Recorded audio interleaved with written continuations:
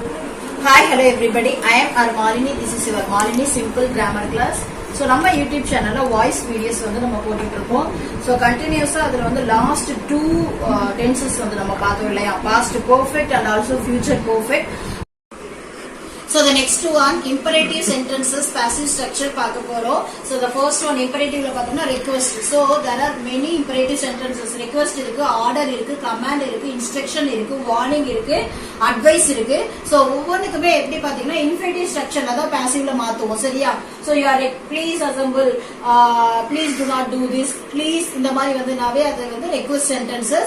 Requestல மட்டும் இல்லாம order, warning எல்லாத்துக்குமே infinitive structure 2 plus V1 தான் passiveக்கான அந்த ஒரு structure சரியா? அதுல ஒரு சில examples பார்க்கும்போது உங்களுக்கு clarity கிடைச்சிடும். Shall we see the examples of the request sentences? So நான் already சொல்லிட்டேன் passive structure நாவே இந்த request, order, command, advice, warning எல்லாத்துக்குமே 2 plus V1 infinitive structureல வரும்னு சொல்லியிருக்கேன். The first one, please help me. இதுதான் வந்து first one sentence. இந்த ப்ளீஸ் அப்படிங்கறத வந்து நாவே ரெக்வெஸ்ட் கண்டுபிடிச்சலாம். இங்கேயும் ப்ளீஸ் பாருங்க, please assemble in the ground சரியா? ரெண்டுமே ரெக்வெஸ்ட் சென்டென்சஸ். இத மாத்தும் பொழுது நம்ம என்ன எழுதணும்னா you are requested. In case warning ஆகுது you are warned. In case instruction ஆகுதுன்னா யூ ஆர் இன்ஸ்ட்ரக்டட்.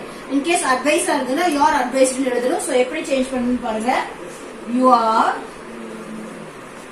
ரெக்வெஸ்டட்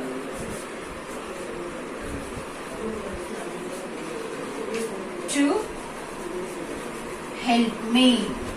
இதுதான் passive structure. இங்க வந்து you are requested 2 plus V1. இந்த main verb இருக்குல்ல, இந்த main verb வந்து நம்ம என்ன பண்ணிட்டோம் 2 plus V1 infinitive structure மாத்திட்டோம். இதுதான் second one பாருங்க. Please assemble in the groundல you are requested to assemble in the ground. Passive. So very easy only. So 2 plus V1 infinitive structure la மாத்திருக்கோம். Next advices, warning, instruction, order. இதுல ஒரு ரெண்டு sentences பார்த்துட்டோம்னா அவ்வளவுதான் சரிங்களா? Next advices. Okay, advice sentences பாருங்க. So நல்லா ஞாபகம் வச்சுக்கணும். imperative அப்படினாவே main verbல ஸ்டார்ட் ஆகும். base form verb ஆன இந்த V1ல தான் வந்து imperative sentences ஸ்டார்ட் ஆகும். அதை வச்சே நம்ம வந்து ஃபைண்ட் பண்ணிக்கலாம். ரெக்வெஸ்ட் சென்டென்ஸ்னா ப்ளீஸ் இருக்கும். அதே மற்ற சென்டென்சஸ் எல்லாமே V1ல ஸ்டார்ட் ஆகும் சரிங்களா? மெயின் வேர்ப்ல நல்லா பாத்துக்கணும். ஹெல்பிங் வேர்ப்ல கிடையாது, மெயின் வேர்ப்ல. சோ ஃபர்ஸ்ட் ஒன் அட்வைஸ்க்கான சென்டென்ஸ்ல பாருங்க. Work hard. நல்லா வந்து கடினமா உழைன்னு சொல்லியிருக்காங்க. இது ஆர்டர் மாதிரி இருக்கா இல்ல அட்வைஸ் மாதிரி இருக்கானா? நம்ம வந்து இங்க அட்வைஸா கொடுத்திருக்காங்க.